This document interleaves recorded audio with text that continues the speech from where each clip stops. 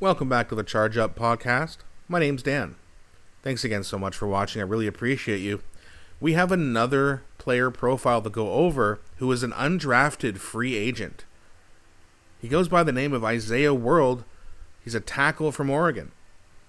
Now this guy, first of all, not just is he gigantic, he was supposed to be a pretty good prospect going into the draft. And I'm not saying he's not a good prospect, but he got hurt, and he was supposed to be drafted very high and then went undrafted.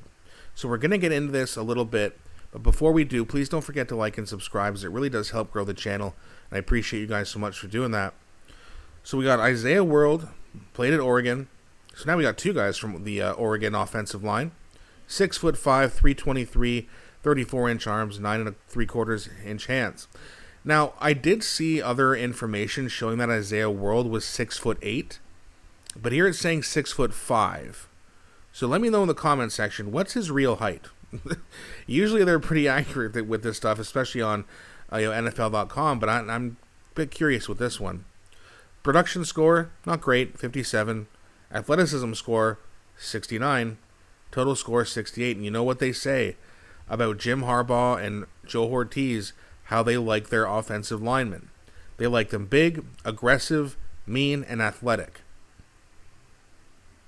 They don't just really look at your production score. Now, the problem with this guy, the reason, as I said earlier, as to why he went undrafted is because he had a really bad injury. And I got some information here.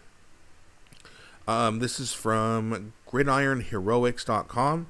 According to Jeremy Fowler of ESPN, the Chargers have signed Isaiah World to a 3-year undrafted free agent contract after hosting him on a 30 visit in early April. World was considered a potential first to third round pick in the 2026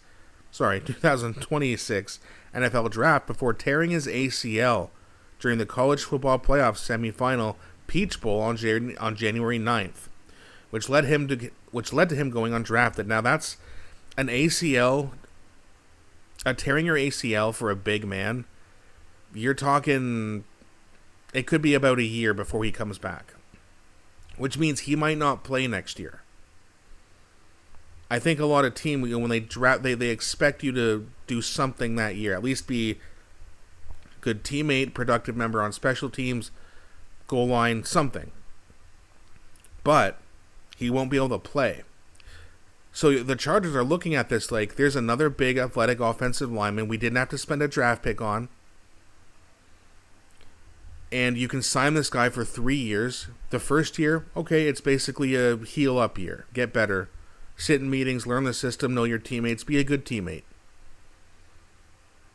The second year, though, is going to be, if he comes back healthy and better than before, we essentially just added a guy who's graded somewhere in between the first and third round pick for really, really cheap. So it's low risk, but it's high potential. And if you notice a pattern with Joe Ortiz, they seem to really love that. They want lots of darts to throw at the board because not everyone you pick up either in the draft or after the draft is going to work out. So you have as many of them as possible, and once in a while, some dude in the 6th round or some undrafted guy is going to be a star for you. Not to mention your other picks. So because the injury occurred in January and ACL injuries typically require 9 to 12 months of recovery, the team may place him on the non-football injury list to begin his rookie season, potentially causing him to miss half of it. Well, he'll probably miss more than half of it anyway, right? If we go, so we're basically in May, June, July, August, September. So we're about 5 months away from the season. I swear to God I can talk. And we are what? February, March, April. So we're talking about 8 months after the incident when the season actually starts. Could he come back in like November? Maybe. But I would still not expect him to be, playing too much this year. He's more of a guy for next year and the year after, and hopefully beyond. But you look at this guy, Isaiah World, he's a monster. He's athletic. So is Travis Burke. So is Alex Harkey. So is Logan Taylor. And then you got Jake Slaughter that we got in the second round, who's also very athletic and extremely intelligent for a football player. The Chargers were getting in quite a bit of trouble for their lack of big impact moves at guard this offseason. But they said, don't worry, guys, hold my beer, because we're going to get some guys in the draft, and I really think we got some. We'll see. They're rookie. You never know what you're going to get. But this offensive line, especially if they can stay healthy, has the potential to be one of the best in the league. And if Justin Herbert finally gets one of the best offensive lines in the league, I expect big things from our quarterback.